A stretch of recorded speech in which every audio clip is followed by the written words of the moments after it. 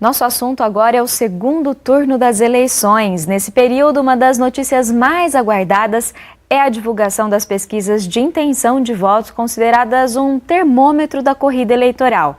Mas no primeiro turno, alguns resultados das urnas surpreenderam.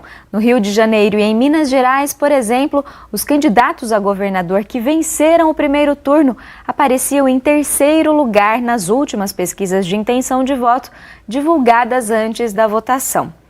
Para explicar quais fatores podem interferir na realização dessas pesquisas e como o eleitor deve interpretá-las, recebemos aqui no estúdio a professora Célia Hetz, do curso de Relações Públicas da Unesp em Bauru. Professora, muito obrigada pela sua vinda até aqui. Eu que agradeço. Professora, como nós citamos, existiram algumas discrepâncias, entre o que as pesquisas apontavam no primeiro turno e o resultado nas urnas. E não foi só no caso dos candidatos a governador. Alguns casos de senador também ocorreram, Deputados. Por que essas discrepâncias? Elas são comuns? Elas estão previstas? Então, a gente tem várias variáveis que interferem nesse posicionamento das pesquisas, Primeiro, nós temos que a seleção amostral é muito importante, ou seja, quais são as pessoas que você vai entrevistar. Tanto é que as pessoas falam, nunca fui entrevistada, é como se ganhasse na loteria, porque você entrevista 2.000 pessoas para 140 milhões de eleitores, Então, a seleção amostral é muito importante, ou seja, fazer uma amostra realmente que tenha todas as características do universo, que seja igual, é muito difícil. Por exemplo, quando a gente faz uma pesquisa, a gente não amostra o pessoal que está no Acre, o pessoal que mora numa tribo indígena ou que mora fora do país e que está votando também. Na realidade, para a gente fazer uma amostra que fosse fidedigna, ela teria que ter a representatividade de todos, Então, essa seleção amostral, ela já tem uma dificuldade, principalmente porque a gente não trabalha com a amostragem probabilística, que é aquela que faz ao acaso, dá o sorteio, e então todas as pessoas têm a mesma chance de figurarem na amostra. A gente trabalha com a amostra não probabilística, que é por cotas, porque é muito mais fácil de fazer, você não vai sortear aquela pessoa para ir atrás daquela pessoa, Então você faz uma cota, e aí você estabelece dentro dessas cotas, vamos supor, uma proporção de acordo com o IBGE, vamos supor, eu tenho 52 de mulheres, 48 de homens, então eu trabalho com uma cota. Alguns institutos trabalham com cota de sexo, outros com cotas de renda, Então fazem algumas cotas para que a amostragem seja realmente representativa do universo. Então essa é uma dificuldade grande, principalmente na amostra por cotas, que existem alguns pesquisadores estatísticos que não consideram a amostragem por cota uma amostra probabilista, mesmo não probabilista, eles acham que não é possível fazer uma inferência estatística como a gente faz. 2% de margem de erro, 3% de margem de erro, ou uma confiabilidade de 95%, ou 65%.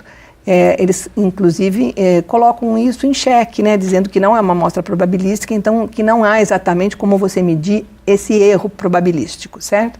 Então, esse é um problema das pesquisas que podem dar, como você falou no Rio de Janeiro, A gente via que estava em primeiro lugar o candidato que já era prefeito do Rio de Janeiro, E em segundo lugar, segundo, terceiro e quarto tinham empatados, inclusive em segundo estava o Romário, Por que acontece isso? Também porque quando você faz as pesquisas, as pessoas, num determinado momento, as pessoas ainda não decidiram. Então, eu tenho o que a gente chama de voto de notoriedade. Como é um voto de intenção, quem aparece primeiro? Aquelas pessoas que têm mais notoriedade. Então, por exemplo, o Romário, o prefeito que já era realmente de lá, então as pessoas lembravam dele, Quando você faz essa pesquisa, quando você, na realidade, você faz uma pesquisa estimulada, você mostra um cartão com o nome daquelas pessoas, e aqueles que já são conhecidos nesse voto de notoriedade, eles vão naturalmente aparentar mais, apresentar mais porcentagens. Como aconteceu com a Dilma, como deputada em Minas Gerais, porque como senadora, desculpe. Então, quando você estimula, Se você não estimular, então, e quando a gente faz, por exemplo, uma pesquisa a nível de presidente, por exemplo, 2.000 amostras, são 2 presidentes, então 50%, para cá. Quer dizer, você está dividindo o universo só para presidente. Quando você faz para governador, você já está diminuindo essa amostra dentro daquele universo, você está fracionando o seu universo. Quando você fraciona o universo para, vamos supor, é mulher ou é homem que prefere tal candidato, você está fracionando mais. Então aí você aumenta mais seu erro ainda. E professora, nesse sentido, né, diante de todas essas variáveis, como o eleitor então deve interpretar essas pesquisas? Então, além de tudo isso, a gente tem ainda o momento, né? Por exemplo, quando você tem um sociólogo muito importante, o Lazarsfeld, que ele fez um estudo dizendo que existe o clima de opinião, ou o espiral do silêncio. O que ele fala que é o espiral do silêncio? Quando você já mudou de opinião para algum candidato, mas ainda você não tem coragem de falar a sua opinião por causa das forças de pressão.